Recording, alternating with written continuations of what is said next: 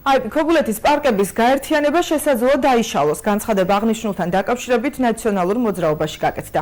პარტიის წევრი რეზო ხარეზი ირწმუნება, რომ ინიციატივას საფუძვლად აიპის ხელმძღვანელი სულიკო ბლადაძის სამსახურიდან გაშვება უდევს. როგორც ხარეზი ამბობს, ქობულეთის გამგებელმა სულხან ევგენიძემ ბლადაძის გათავისუფლება სხვა გზით ვერ შეძლო და მის ჩამოშორებას ამ გზით ცდილობს.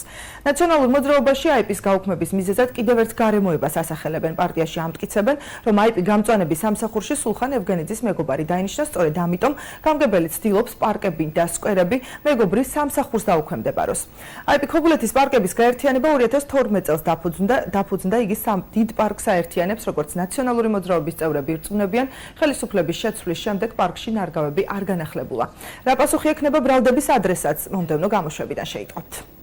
რამოდენიმე დღის წინ მუნიციპალიტეტის გამგებელმა დაანონსა, რომ ეს პარკების გაერთიანება, ქობულეთის პარკების გაერთიანება აიპი გააუქმეს. ქობულეთის გამგებელმა მინდა იცოდეს, რომ აიპი პარკების გაერთიანება არ შექმნა საძმაკაცოს და სამეგობროს გულისთვის. აიპი პარკების გაერთიანება შეიქმნა იმისთვის, რომ ხალხს ქონოდა ნორმალური რეკრეაციული ზონა. 2 წლის განმავლობაში უნარო ხელისუფლება ერთი სკვერი, ერთი პარკიც კი ვერ შექმნა. წარმოუდგენია ამას